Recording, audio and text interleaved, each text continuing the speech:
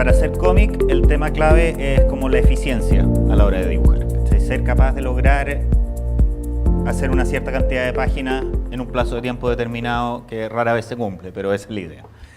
Y las herramientas digitales contemporáneas lo que te permiten es, actualmente creo yo, con una buena Cintiq, teniendo la mano bien entrenada, puedes lograr resultados prácticamente iguales que el dibujo a mano.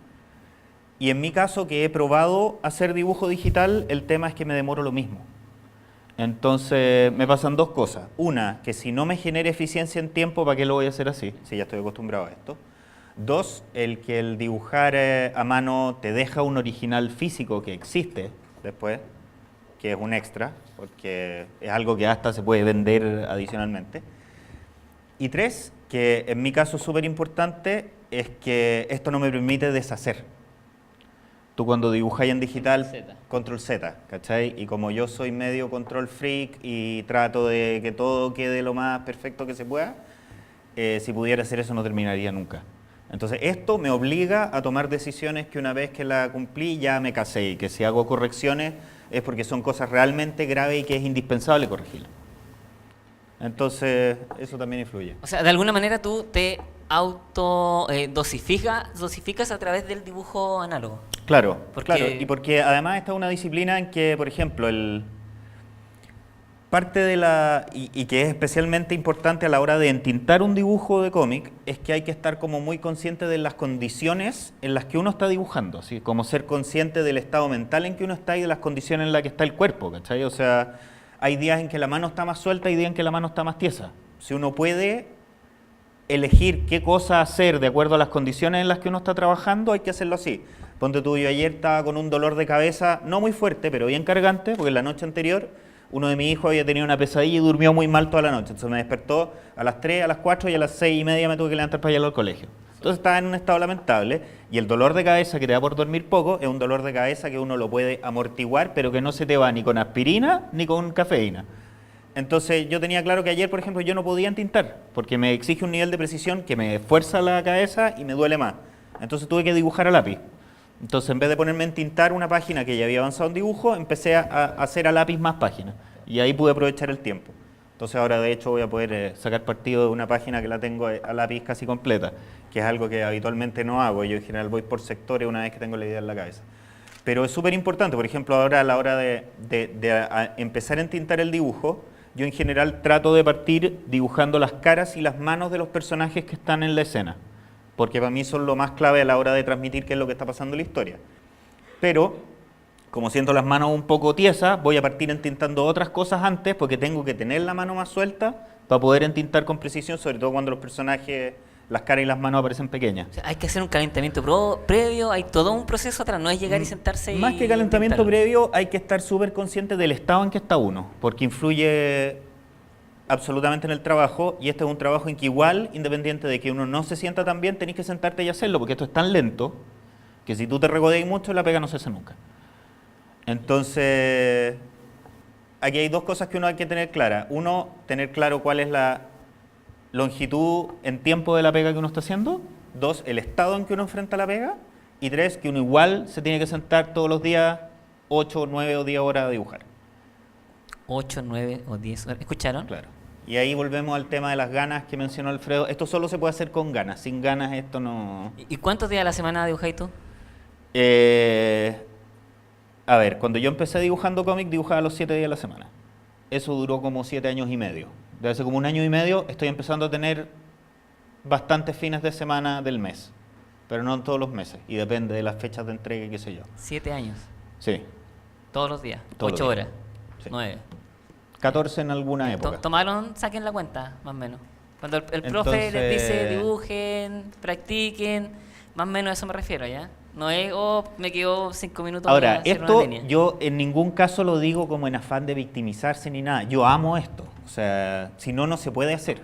Aquí este es un oficio en que uno tiene que amarlo para poder dedicarle lo que el oficio te exige. Y con locura, amarlo con locura. Sí, porque esto no hay nada de acuerdo en esto. O sea, el cómic como actividad, hacer cómic no tiene sentido. No tiene sentido económico, no tiene sentido práctico. Es un cacho, es mucho más lento de lo que debiera ser contar una historia, es mucho más caro producirlo que otras cuestiones equivalentes, pero todos los que hacemos esto nos encanta y afortunadamente hay gente que les gusta leerlo, si no, ahí estaríamos sonados. Sí, exactamente. Pero sí, o sea, el paso uno que les diría yo es que hay que estar súper consciente de las condiciones en las que uno está al momento de trabajar para poder así sacarle partido a lo que efectivamente podía hacer, a lo que podía hacer en una jornada de trabajo. Ya, ¿no te doy mal la lata? Por Eso, favor. antes de empezar, nada, pues comentarles que yo hace un par de años estuve trabajando en un formato más chico del formato estándar de dibujo, suponiendo que eso me iba a ayudar a ganar tiempo. Después de un par de experiencias me di cuenta que no, así que ahora estoy trabajando en este formato que es como el tamaño de página oficial de un original de dibujo de cómic. En la carpeta, de hecho, en la que traigo esto vienen unas páginas de un dibujante que se llama Russ Heath, que hizo este cómic en blanco y negro, que es en combinación de lápiz a tinta con lápiz grafito, y que esto es un escaneo a escala real de su trabajo. Esto después en general se imprime en formato que es 1/3 por 1/3 más pequeño, que es el formato de publicación definitivo. Así que con eso en mente, en base a este formato que es como el estándar y que es muy cercano al formato de dibujo europeo, que es algo que yo estoy estudiando harto ahora, estoy trabajando en general en base a medias páginas, en que por ejemplo acá tengo una página terminada, que esto sería la página terminada, que yo la estoy trabajando en mitades. Uno, porque estoy usando una forma de diagramación de la historia que me permite dividir en dos mitades cada página, y además porque este formato es más cómodo al momento de dibujar, porque todo te queda más cerca de la mano y de los ojos, y además es un formato que es más fácil de transportar. Esto yo lo puedo meter adentro de una carpeta más chica que me cabe en la mochila con la que voy a la pega. O sea, en cosas así de pedestre hay que fijarse a la hora de planificar. Pero de cuando en vez hay páginas en que salen viñetas que son a página prácticamente completa y que hay que hacerlas en el formato completo. Así que en una de esas es la que voy a estar trabajando hoy.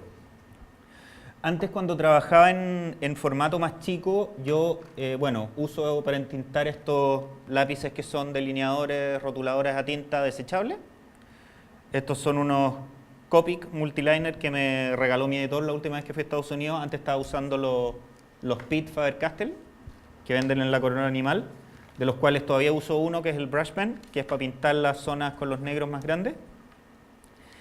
Y si bien antes, cuando dibujaba en un formato más chico, usaba hartos grosores de punta de lápiz, desde 0,5 hasta 0,05 y una vez incluso un 0,03, uno de los motivos por los que estoy trabajando más en grande de nuevo es porque quiero usar la menor variedad de lápices posible. Entonces, este cómic que estoy haciendo ahora, que es un one shot de 24 páginas de Locan Key que vamos a publicar en diciembre, lo he entintado prácticamente entero con 0,3 y 0,1 para los detalles más chicos, que para mí es como dibujar con crayones gigantes, digamos, después de lo que estuve haciendo durante varios años.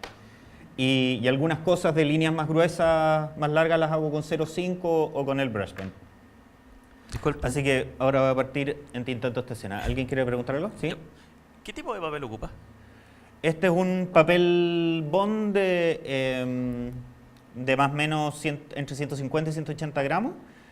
Compré ahora un block que venden en la Color Animal, que es de este tamaño, que vienen de 50 hojas, que es bastante cómodo para transportarlo. Antes de eso mi señora me encargó para un cumpleaños, me regaló unas resmas de papel, para que saliera más barato, no sé, pues hizo 2.500 láminas de bond de 180, y esas se me acabaron este año. Así que ahí compré este block que lo he estado probando y el papel resulta bastante bueno, funciona bastante bien para el grafito azul, que tiene la dificultad es que es súper refaloso.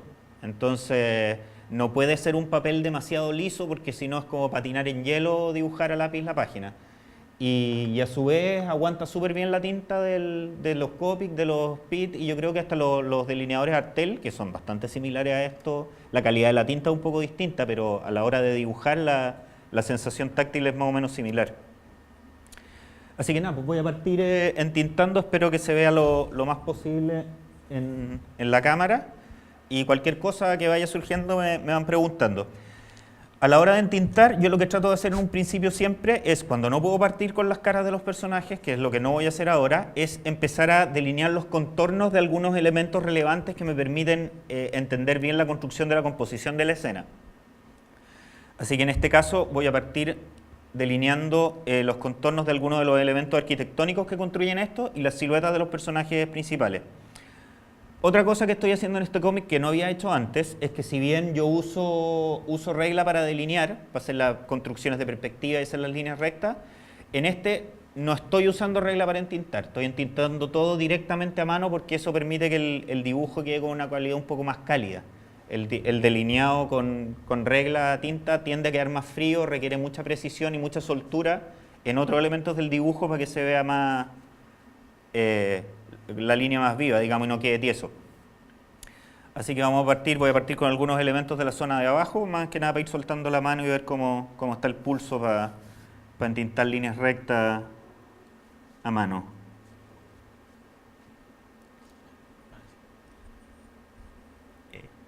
Yo no tuve clases con el profe Felipe, pero quería saber por qué se ocupa el lápiz azul. El lápiz azul, la gracia que tiene es que después de que uno tiene el dibujo entintado entero y lo escaneas, tú puedes aplicarle un filtro al archivo Photoshop si lo tienes en cuatricromía, en que dejas, por ejemplo, yo aíslo el canal amarillo y el canal amarillo me deja solo la línea negra y no aparece nada de lo azul. Y queda en gris, obviamente, después lo contrasto para que vuelva al negro. Pero la gracia que tiene en el fondo es que si usas un lápiz azul o un lápiz rojo para el delineado, después es muy fácil filtrarlo en Photoshop para que aparezca solo la línea negra en el definitivo.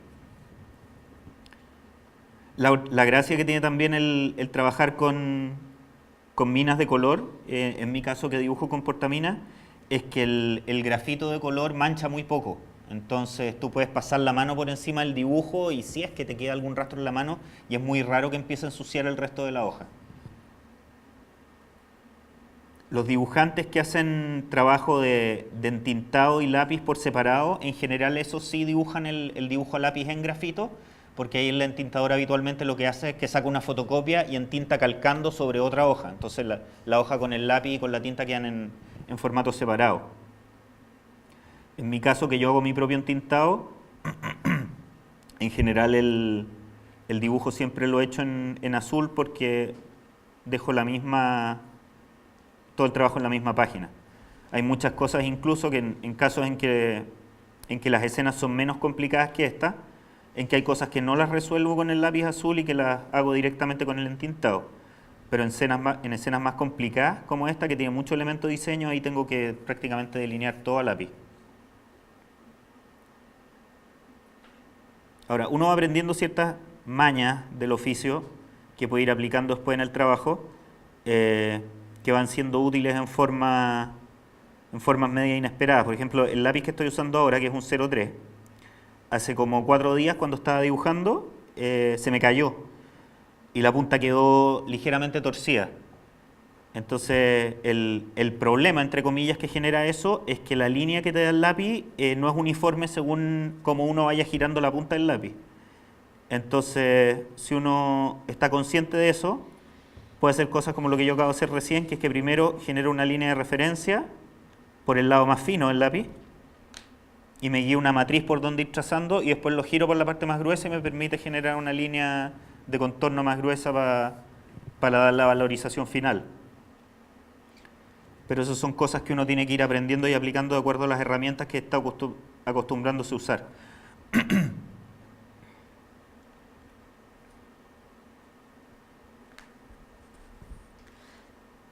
¿Siempre dibujaste con lápiz azul y omitiste el grafito? No, en un principio las primeras páginas que dibujé las dibujé con grafito normal, pero tenía el problema ahí después de que tenía que borrar el grafito para el escaneo que sea limpio, que ya es una pérdida de tiempo, y además me di cuenta que uno al borrar la tinta igual se daña.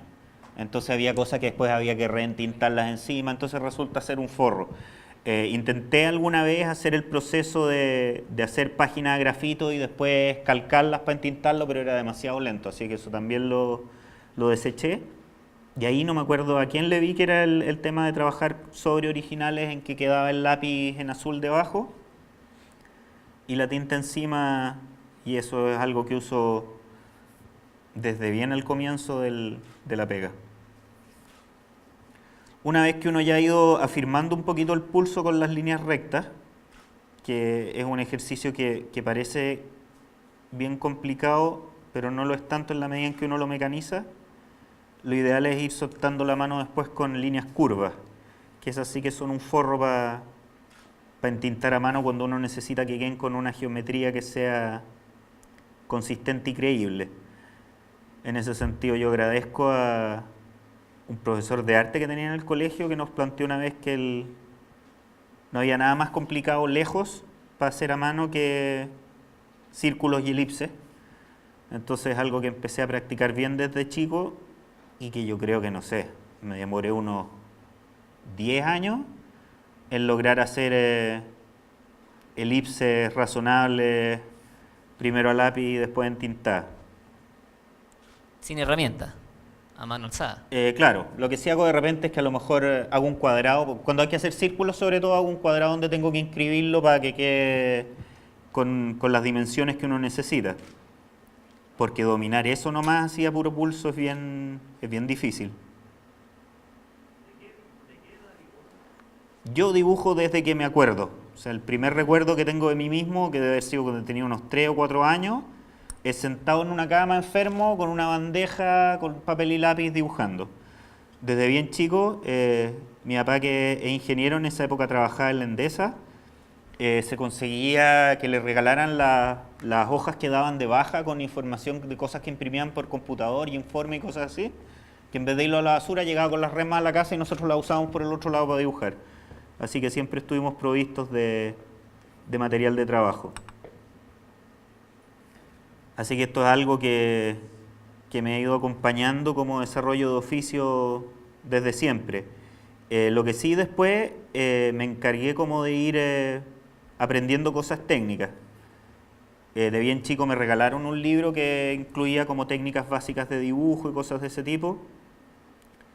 Y después ya actualmente un agrado que con internet hay una cantidad de tutoriales online de todo, en que básicamente todos los aspectos técnicos de dibujo, de entintado, composición, figura humana y todo eso se puede aprender con mucho más facilidad. De tus colegas, ¿cuántos usan un método similar al tuyo que tú conozcas? Varios, no sé a nivel así masivo cuántos, yo creo que actualmente es más la gente que dibuja a digital que a mano, pero por un tema de facilidad práctica más que de preferencia, y aún así queda muchísima gente que todavía trabaja con este sistema. No sé si es algo que vaya en retirada, me da la impresión de que no, porque yo creo que si fuera así ya la extinción habría sido más rápida. Y además está el tema de los originales, del poder quedar con un original impreso, que es algo que le interesa mucho. Sobre todo los que son menos productivos y más lentos, necesitan poder generarse una forma de ingreso que sea no solo publicar, entonces el poder vender originales es algo que ayuda mucho. Y además porque hay una afición que los demanda, o sea, hay mucho coleccionista de originales de cómic. Y además porque se necesita una alternativa a la FP. Claro, básicamente. O sea, de hecho yo, bueno, a veces además hay que pagar otro tipo de tributos. Yo le regalé, por la paciencia y el apoyo conferido, a mi señora todos los originales de Locan Key cuando terminamos la serie. Así que teniendo además la esperanza de que algún día eso va a valer algo que valga la pena, para que quede como para pagar las universidades de los hijos después. ¿Cuántas páginas son esas? De Locan Key son como 880 páginas, más las 37 portadas y algunos... Así en material gráfico, para Locan Key produje como 1000 páginas. ¿En cuántos años? ¿En cuántos años? Como en 5 y medio, 6. Con Locan Key dupliqué todo lo que había hecho antes. Yo un poco antes de Locan Key había llegado a mi página número 1000. Cuando terminé Locan Key ya iba como en la página 2013, algo así. Ya debo ir como en las 2500 páginas dibujadas, un poco más quizás. ¿Cuántos tomos tiene Locan Key? Locan Key son 6 tomos. Cada tomo está compuesto de 6 revistas, salvo el último que son 7. Y son casi todas revistas de 22 páginas, pero hay unas 2 o 3 de 24, hay unas 4 que son 28 y los últimos 2 números son de 32 páginas. Así que sobre todo el sexto volumen es bastante más grueso que los otros. Cuando usted realiza los cómics, los globos de diálogo lo hace también a mano. No, en general todavía quedan algunos dibujantes que dibujan los globos de texto sobre el dibujo. La mayoría de esos son los que trabajan aún quedan un par de letristas muy buenos que todavía letrean a mano. Pero eso ya es un regodeo editorial heavy. O sea, para que te pasen un proyecto en que el letrista letrea a mano es porque el editorial está gastándose todo lo que tiene en ese proyecto. Así que yo diría que el 99% de lo que se hace para añadir los textos en cómic actualmente es con software, que es de postproducción. Entonces, lo importante es que uno a la hora de dibujar considere dejar espacio adecuado para que después el letrista inserte los globos y que no genere un conflicto con el dibujo. En algunos casos es como bien evidente en qué zonas del dibujo tiene que ir el texto. En otros casos no importa porque si el texto es muy poco, donde sea que lo ponga el letrista no interfiere con el dibujo, ahí lo único importante es que sea fácil de seguir a la hora de leer. Y en algunos casos sí, uno al dibujar la página y entregarla es conveniente que indique dónde quiere que vaya puesto el texto, si es que es importante que por algún motivo narrativo vaya en algún lugar muy específico. Ahora lo bueno es que en general el método productivo con el que se trabaja ahora hace que el letreo se vaya haciendo en paralelo con el coloreo de las páginas. Entonces, en general, el letrista o el editor alcanza a mandarte un PDF con una versión preliminar ya con los globos insertados antes de que esté listo el coloreo, en que tú podéis pedir modificaciones o ajustes. Y eso es algo que se hace tanto para el dibujo como para el texto, porque de hecho el guionista hace la edición final del texto sobre la página que tiene el texto ya aplicado sobre los dibujos. Entonces ahí viene la última corrección y ajuste de los diálogos, sobre todo de los diálogos, en que hay muchas veces en que si el guionista ve que hay algo que la página sea capaz de transmitirlo con la imagen y que se vuelve redundante con el diálogo, lo edita y lo quita o lo cambia y aprovecha ese espacio para escribir otras cosas. Disculpe, ¿Sí? ¿cuál consideraría usted que es como su mejor trabajo, mayor obra? A ver, en términos de... claramente por términos de escala, ambición y por lo que logramos, Locan Key es como lo más importante que he hecho hasta ahora y además porque es mi primera obra full de autor. Pero así como a nivel netamente técnico, yo creo que lejos lo mejor que he hecho hasta ahora es Little Nemo, la miniserie que hicimos que fue un relanzamiento del personaje Winsor McCay. Little Nemo, este niño que sueña y tiene sueños continuos en el país de los sueños, que era un trabajo que tenía particulares dificultades y exigencias a nivel visual, tenía cosas muy originales en la forma de viñetear la página y de construir las escenas, y creo que ahí logré un estilo de dibujo consistente a lo largo de toda la obra que fue bien potente. Y yo diría que lo otro mejor que he hecho es este Locan Key que estoy dibujando ahora, en que estoy tratando como de meter toda la carne en la parrilla de las cosas que he aprendido en los otros proyectos que he hecho. Ahora, en general, uno cuando mira su propio trabajo, uno lo único que ve son los errores, entonces como que cuesta un poco decir esto está bien. Pero creo que eso es bueno porque es parte de la mecánica de poder seguir avanzando en ir mejorando la técnica y la capacidad de narrar en la medida en que uno va avanzando en la profesión. En ese sentido, una de las cosas que a mí más me gusta de volver a mirar los Locan Key ahora que están publicados completos es poder ver el avance que hay en los últimos números en relación a los primeros y darse cuenta de que uno pudo conducir parte de esa evolución en función de la historia. Pero es todo parte de la experiencia de dibujo. Al final, al hacer cómics, uno lo que tiene que tratar de hacer es que la mejor página sea siempre la siguiente. Y un poco que esa sea la motivación con la que uno va avanzando en el trabajo. Ahora, por ejemplo, pasé del lápiz 03 al 05 porque tengo que dibujar un par de rectas que son bien largas. Entonces ahí es más fácil mantener la continuidad del grosor de la línea haciendo menos gestos.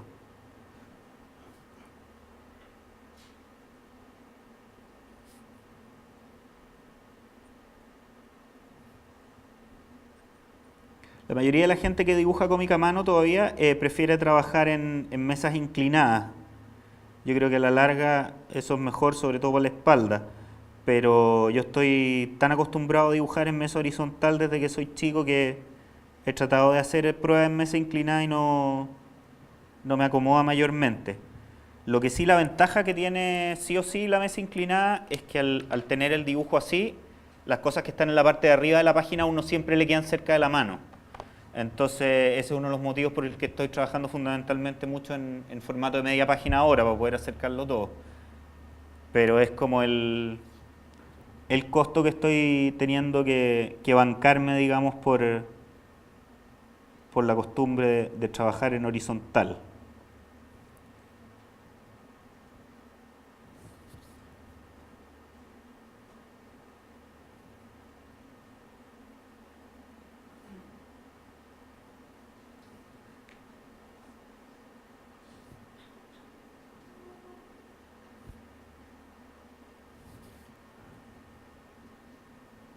En general lo que estoy tratando de hacer ahora es como marcar las líneas principales de los elementos que encuadran como el espacio en el que se están moviendo los personajes.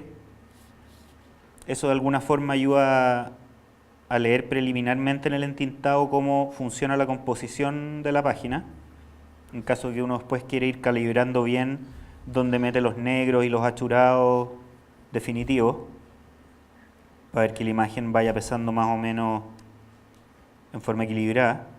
En este caso, como la escena era bastante compleja, como está construida con varios puntos de fuga, y además como aparecen muchos elementos dentro de la escena, traté de ser bien detallado a la hora de, en el lápiz, fijar dónde quiero poner los negros y los achurados, para tener una idea más cercana de cómo quiero que se vea el resultado definitivo, porque en escenas tan complejas es más difícil improvisar directamente con el entintado.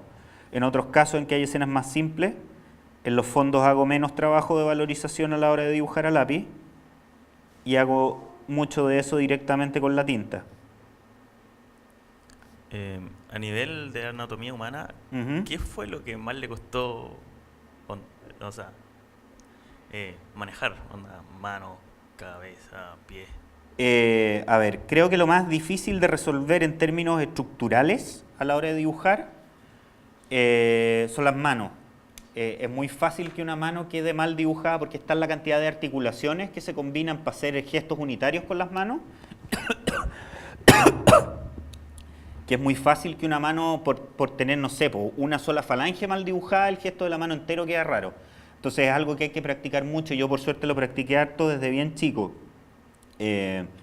Las caras dentro de... hay un cierto como canon estructural de la cara que es fácil de convertir en geométrica, entonces es relativamente más fácil de resolver, aunque siempre está la dificultad de la nariz, que es un forro. O sea, cualquier nariz que no está o full de perfil o full de frente es un caos porque no tiene puntos de simetría de referencia, siendo que igual es un cuerpo simétrico, entonces es lejos lo más difícil de resolver. Pero yo diría que, sobre todo para cómic, la clave a la hora de que el dibujo transmita la historia es la expresión corporal. O sea, puede haber dibujos en que no sea tan prolija la resolución estructural de las manos o de las caras, pero si la expresión corporal del personaje es creíble, la historia fluye. Y al final eso es lo que más importa. Entonces, en ese sentido a mí me sirvió harto como experiencia haber practicado mucho dibujo cuando chico, copiando personajes de películas y dibujos de personajes que ya estaban en historietas, digamos, no monos sueltos. Entonces tendí siempre a asociar el dibujar un personaje con una situación y que el cuerpo del personaje transmita esa situación.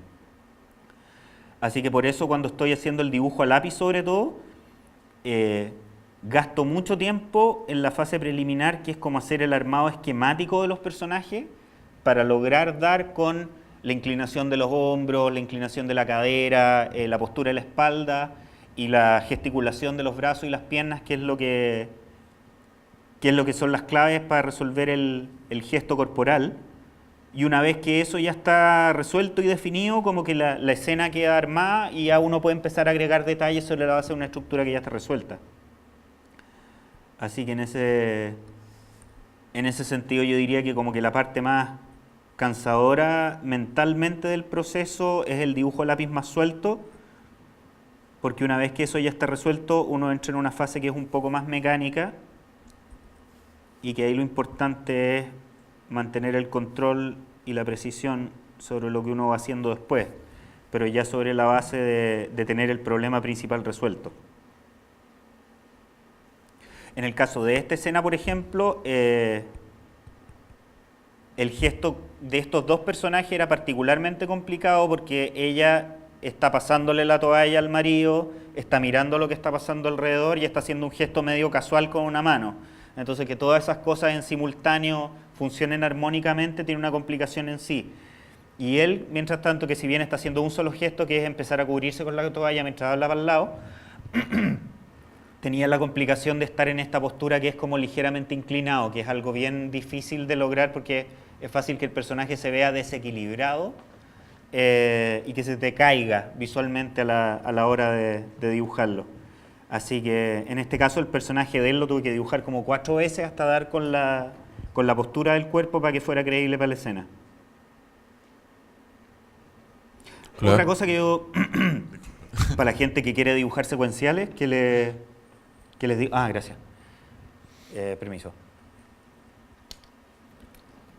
Estoy un poco resfriado, así que la garganta se me seca bien rápido.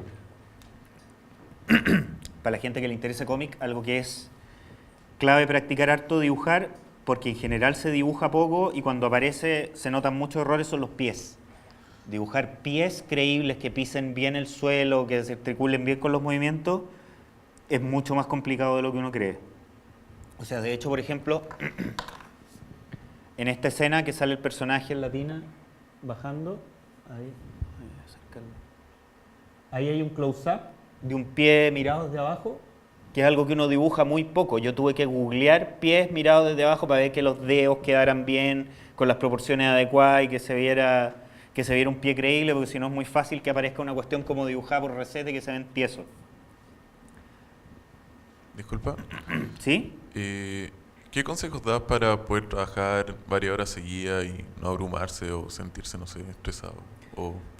Buscar generarte el ambiente que te resulte más cómodo y más grato. O sea, yo, por ejemplo, mientras dibujo, dependiendo de la pega que estoy haciendo, cuando dibujo a lápiz, por ejemplo, en que tengo que hacer mucho trabajo mental, por así decirlo, mientras dibujo, escucho música. Me preocupo de tener buena iluminación en un espacio cómodo y escuchando música es algo que me permite como generar algún grado de distracción y de movimiento adicional, pero que me permita mantenerme lo suficientemente concentrado en lo que estoy haciendo. Mientras que cuando trabajo en entintado, que es algo que es un poco más técnico, puedo, por ejemplo, escuchar radio o poner documentales o películas que ya he visto mientras estoy trabajando. En general yo trato de tener otra cosa que esté pasando mientras dibujo porque me ayuda a marcar el tiempo. Y de hecho, no sé, pues, cuando hay veces en que estoy en entregas de mucho estrés que tengo que sacar muy rápido, uso una cuestión para la que hay varias aplicaciones que son de descarga gratis, que es el método Pomodoro. El método Pomodoro es un método que inventó un estudiante italiano que necesitaba estudiar, no me acuerdo qué carrera, ingeniería o algo, en que el tipo cachó que si uno trabajaba por rachas en que trabaja 25 minutos y descansa 5, y repite eso secuencialmente, uno se mantiene más fresco y puede mantener un ritmo de trabajo constante bien bueno, y se llama Pomodoro porque el tipo lo hacía en base a un reloj de cocina que tenía su mamá que tenía forma de tomate. Entonces el tipo marcaba 25 minutos, lo ponía, trabajaba y cuando sonaba la alarma ponía 5 para descansar. Eso en general funciona bastante bien y cuando uno tiene que mandarse tandas largas de trabajo es un método que funciona harto, ayuda como a mantenerse fresco sin quemarse y además mantener un registro del tiempo que está transcurriendo y cuánto te está rindiendo. Ya, perfecto. Esa era mi otra pregunta, ¿cómo lograbas como deadlines y ese tipo de cosas? Pero se responde con eso en el fondo. Claro, y lo otro que es clave es tener súper claro que hay días en que uno anda más fluido y más inspirado y hay días en que no. Entonces, cuando uno se da cuenta que el trabajo está fluyendo bien, hay que tratar de aprovechar la jornada al máximo y sacarle el máximo rendimiento posible, porque los días en que uno anda más trancado y la cuestión tiene que salir a patada, si bien hay que hacerlo y hay que sacarlo a patada, uno tiene que asumir que uno rinde muchísimo menos. O sea, un día que uno anda con más dificultad para concentrarse, cundirá que es un tercio de lo que cunde un día en que uno está inspirado. Entonces, eso es algo que hay que tenerlo en mente, sobre todo en estos proyectos que son proyectos a largo plazo y que uno tiene que entrar a medirlos en función de lo que tiene que producir en un mes o a veces en un semestre, dependiendo del del tipo de proyecto y del cronograma con el que uno se haya organizado. Una pregunta, ¿cómo es tu proceso para partir dibujando una escena? Tú, por ejemplo, en esa que tiene muchos puntos de fuga, ¿cómo compones tú las cosas que pones en la escena? Ya. Bueno, todo el proceso parte por un estudio bien concienzudo del guión. Yo en general trato de, en la medida en que lo tenga disponible, de leer el guión varias veces antes de empezar a dibujar nada. Yo en general estoy leyendo y releyendo el guión del número siguiente sobre el que estoy trabajando en el momento que trabajo, porque trato de imaginarme en la cabeza las escenas antes de dibujarlas. No necesariamente como dibujo, pero sí como escena, qué es lo que tengo que mostrar, cuáles son los elementos que tienen que aparecer, cuáles son los elementos nuevos que voy a tener que diseñar. Todo eso tratar de tenerlo ya metido en la cabeza antes de empezar a dibujar. Y una vez que ya me siento a dibujar página por página, lo que hago primero es definir cuáles van a ser las viñetas principales y las secundarias de cada página. Y en base a eso, como componer en términos generales la página, y teniendo ya definido el viñeteo, empezar a construir la estructura de cada escena. Y en una escena como esta, que tiene muchos puntos de fuga, y es como una especie de panorámica en que se tienen que ver muchos elementos, lo que hago siempre es, no lo hago para todas las viñetas, pero sí para las más complejas como esta, es hacer primero en un dibujo, no sé, de 5 por 3 centímetros, un esquema muy básico de la composición, donde voy a poner los elementos principales, dónde van a estar los personajes y cuáles van a ser como las líneas de fuga que necesito construir. Entonces, teniendo eso ya resuelto en chiquitito, lo que hice en el caso de esta fue que me hice una grilla de líneas fugadas en este sentido, en que tiré una línea central y después, no sé, pues ponte tú, marcaba cada 3 centímetros a este lado y cada 4 centímetros a este lado, y con eso construí una fuga en un lado. Después hice lo mismo desde abajo, en que construí esta fuga en base a una grilla, que la marqué también en base a, no sé, cada 2 centímetros abajo y cada 3 centímetros arriba, y después fijé el tercer punto de fuga que iba a estar en la mandíbula de la araña grande, que es la que viene saliendo desde acá. Entonces el punto de fuga estaba ahí, y en base a eso tiré las otras con las que fui construyendo la perspectiva.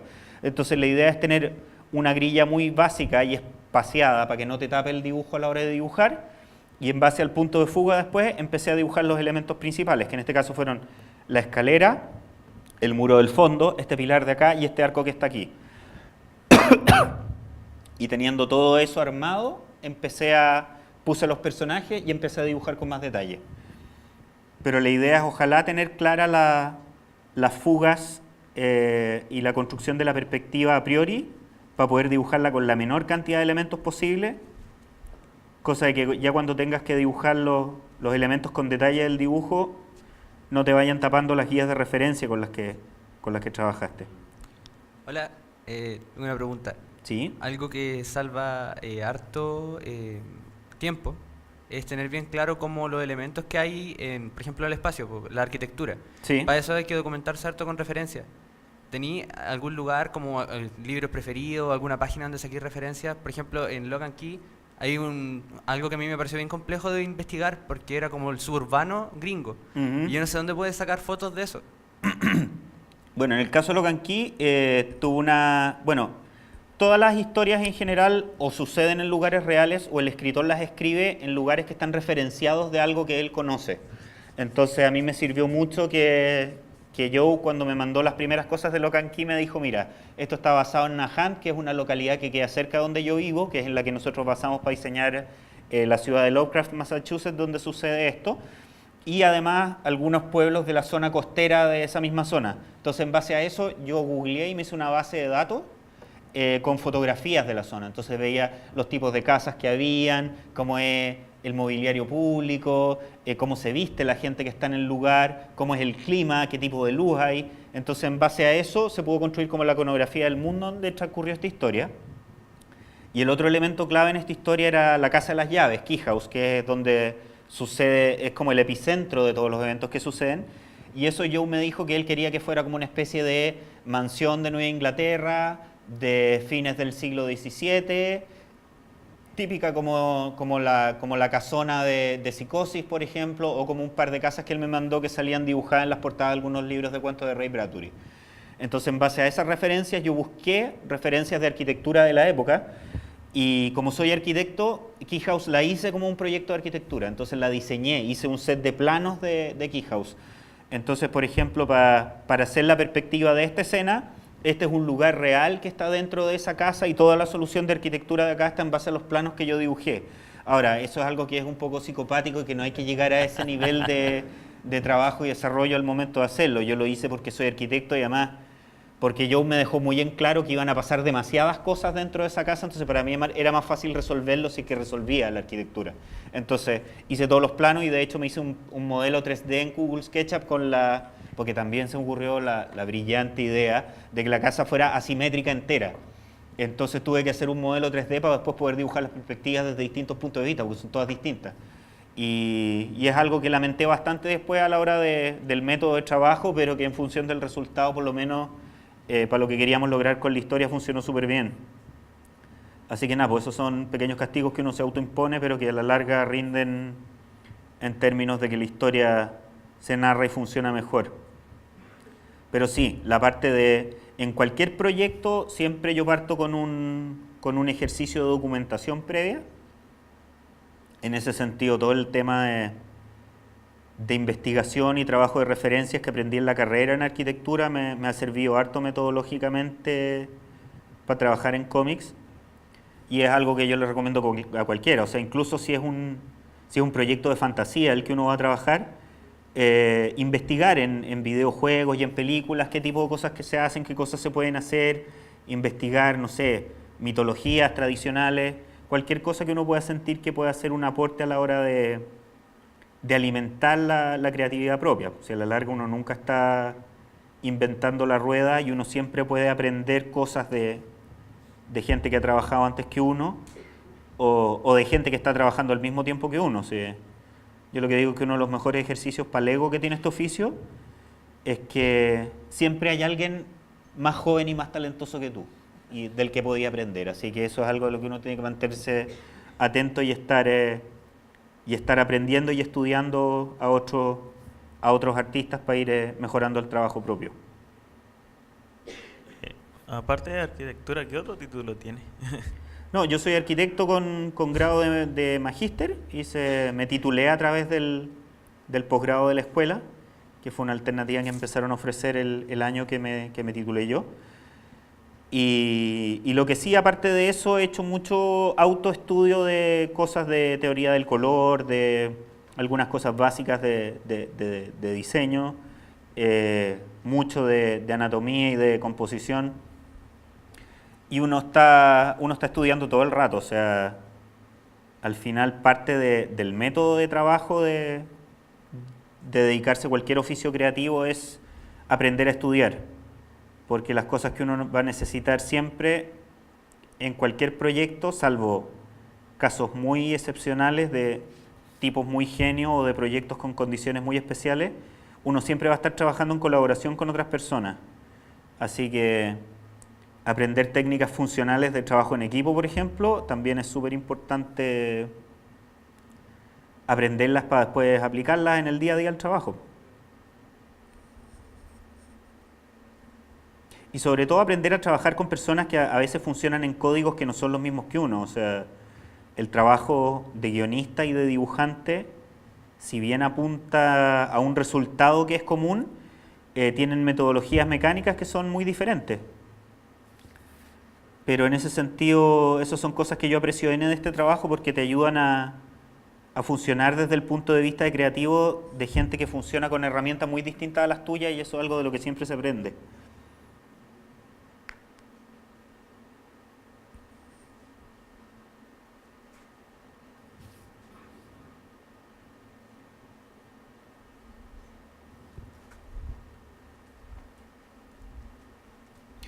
Yo hago algo que no sé si es muy puritanamente, en términos de técnica purista, muy adecuado, pero que es que, bueno, aunque tiene más que ver con la herramienta que uno usa, que es que para la valorización de la línea, yo lo que hago más que usar el trazo que permite el lápiz, construyo un trazo. Entonces, defino zonas en que la línea se va engrosando más y zonas en que es más delgada. Hay gente que es más hábil, que puede hacer eso directamente trabajando con pincel, por ejemplo. y que da un resultado estético que es muy, muy bonito. Para los que tienen más soltura y que les gusta trabajar con herramientas de ese tipo, yo les recomiendo que lo hagan, porque esta técnica que uso yo, si bien muchas veces logra resultados similares, es un poco más lenta. Pregunta, ¿Sí? en el tema de la doble página, Ujú, veo que la hoja está, bueno, tiene márgenes. ujú. ¿Cómo es el proceso?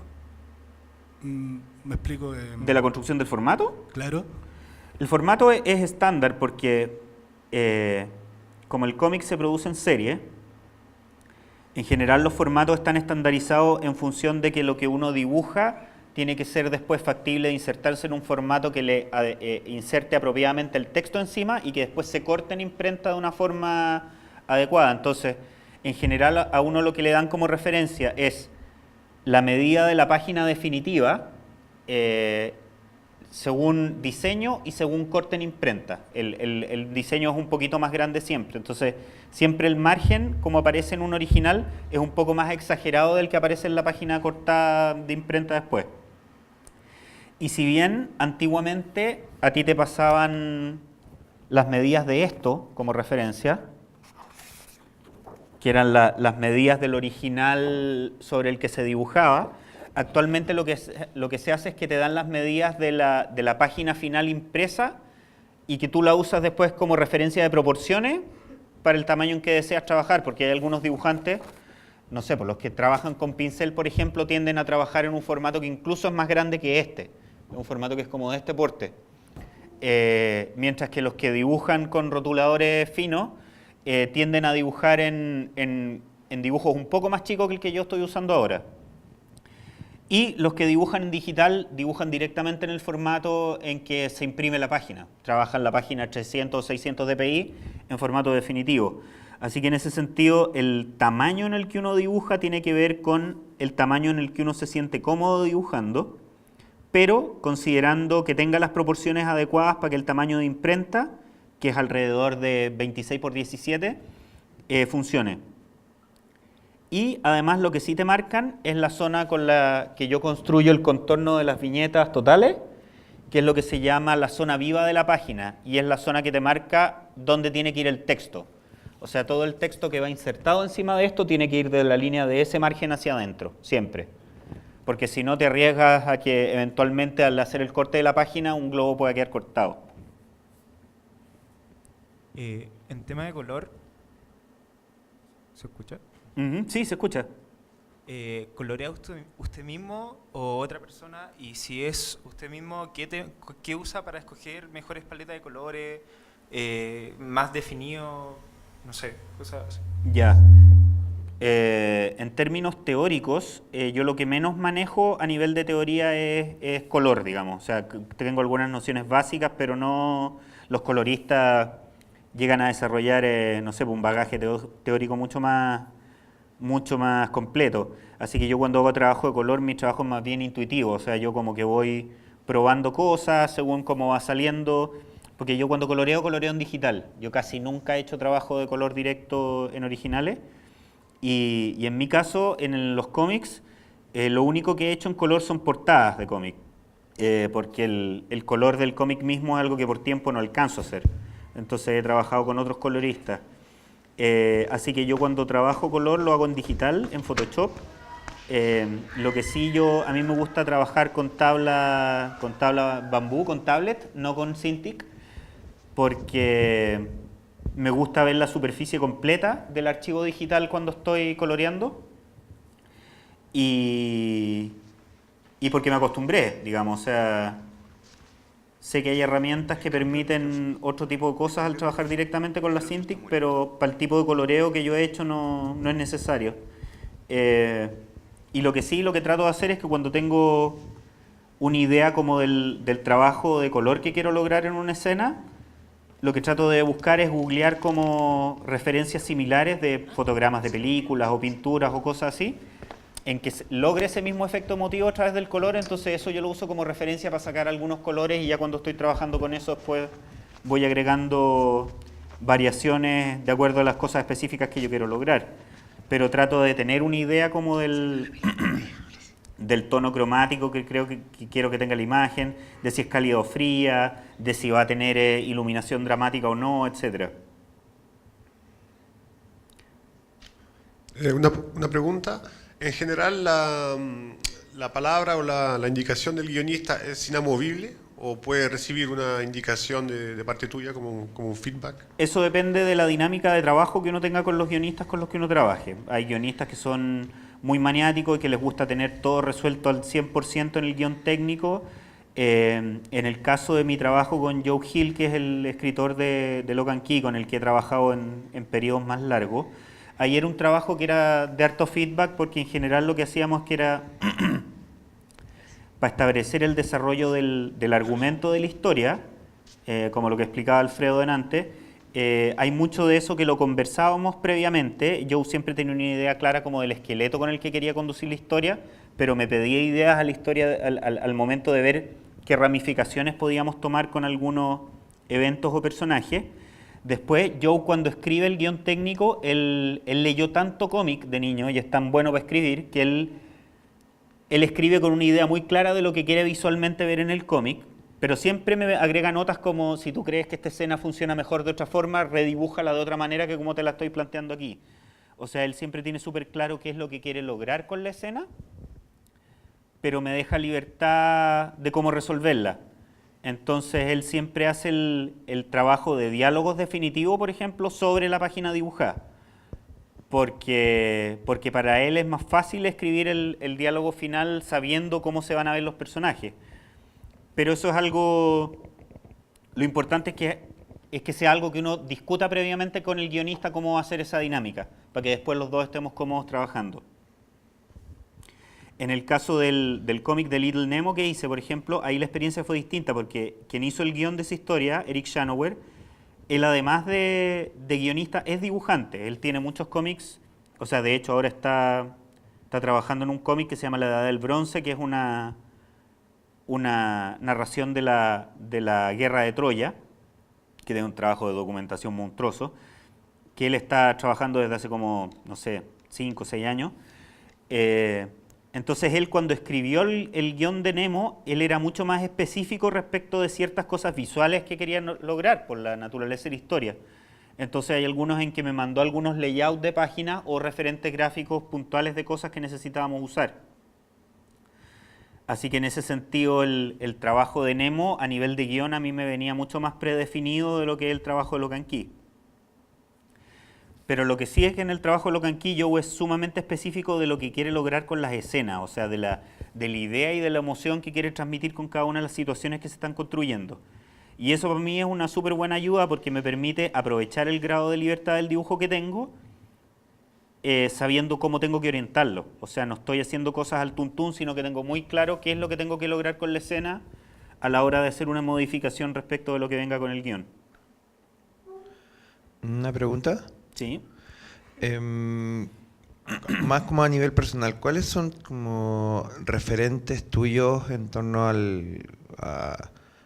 ya sea al cómico, la novela gráfica contemporánea, ya sea europea o norteamericana, y dentro de los ilustradores chilenos contemporáneos, particularmente más que ilustradores los que trabajan en el área de cómic directamente, así como, no sé, el Gonzalo Martín, etcétera?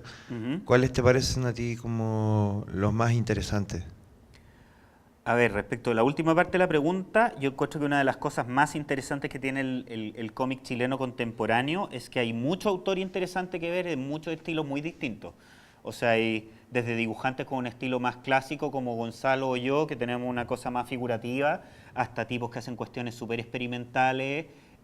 Hay como de todo para ver y hecho a muy buen nivel. O sea, cuando uno ve, de hecho, el mismo talento nacional que se está exportando, digamos, hay mucho dibujante que está dibujando afuera. Hay desde el cómic europeo más tradicional, con las cosas que hace Félix Vega, hasta las cosas que hago yo para Estados Unidos, o las que hace Diego Toro, que tiene un estilo que es mucho más expresivo, más cercano a la caricatura que el mío, pero que tiene mucha acción, o cosas como la que está haciendo la Carla Díaz, que hace manga, y que está ahora, que acaban de cargarle unas pegas para hacer unas continuaciones en Dark Horse del cómic que hacía Adam Warren ahí, que se llama Empowered. Así que a nivel de autor chileno yo diría que como que todo vale la pena investigarlo, porque desde los caricaturistas hasta los que hacen trabajo más realista hay un patrimonio de trabajo gráfico súper bueno acá. Les recomiendo que vayan a ver la exposición de viñetas de Fin del Mundo que hizo Carlos Reyes. ¿Dónde está expuesto ahora? Centro Cultural España. Sí, que Metro ahí hay Salvador. como hay una radiografía súper buena de lo que se está haciendo en Chile con súper buen nivel. Desde el 2012 al 2016. Hay más de... en exposición hay más de 60 obras. Una página de cada obra, desde el año 2012 al 2016, y hay algunas mesas con otras cosas que no alcanzaron a estar en la exposición por el formato. Gabriel, ¿podría acercar la página a la cámara porque tenemos que ir terminando? Ya, perfecto. Voy a terminar aquí en tintar con un poquito más de detalle. Voy a terminar de tintar la araña y estamos. Claro. La araña, por ejemplo, acá no la voy a entintar ahora porque es un elemento que tengo que entintar al final. ¿Y por qué? Porque se supone que la araña está saliendo de una cuestión que viene sombreada entera y como todo insecto tiene una estructura llena de falanges y cuestiones del cuerpo, de los cuales hay varios que no voy a mostrar después. La idea es que la araña esté saliendo de la sombra y por lo tanto tenga muy pocos elementos iluminados. Entonces, para poder resolver eso en forma adecuada, quiero tener entintado lo más posible de todos los elementos que la rodean para ver al final cuáles entinto y cuáles no. Entonces, es súper importante que todo el peso de los elementos que van achurados más bien con líneas que he definido antes de resolver ese otro que va a quedar como una especie de masa sombría en la que van a ver solo ciertos elementos iluminados a la hora de resolver el dibujo final.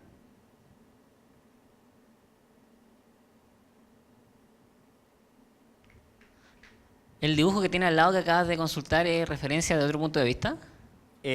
No, lo que pasa es que en esta escena salen algunos de los mismos, es la escena previa a lo que está sucediendo acá. Entonces, por ejemplo, lo que acabo de tintar, que es la pata de la tina, que la tenía dibujada en la viñeta anterior, que está acá. Ahí. Ese elemento acabo de entintarlo aquí. Entonces quería ver que el tipo de achurado que usé y los elementos que valoricé fueran consistentes. Entonces... ahí se ve la misma pata de la tina ahí que acabo de entintarla.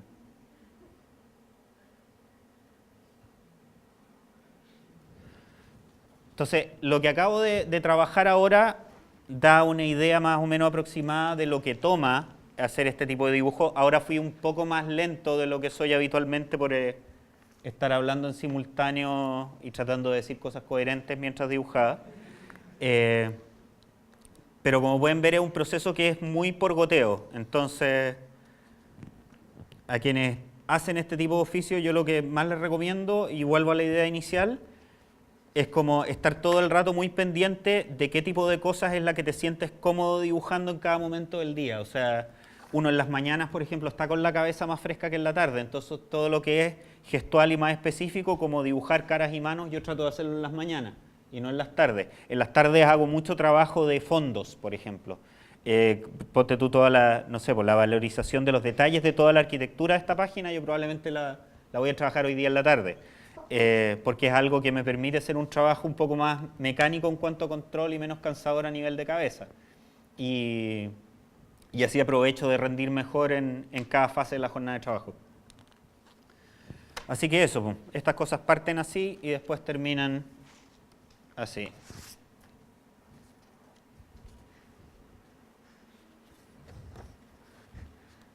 Eso se parece a las señoras que hacían recetas de cocina en los matinales. Claro, claro, entonces como en Cocinando con Mónica, que decía, bueno, esta cosa, que esta masa que yo traté de decir que no me resultó y que me quedó llena de grumos, tiene que quedar así, como en este bol que estaba preparado el día que lo hizo anterior. otra persona. Es un poco lo mismo. Claro. Pero para que se hagan una idea, una de estas páginas me está tomando actualmente desde la página en blanco hasta la página entintada entre 2 días y 2 días y medio.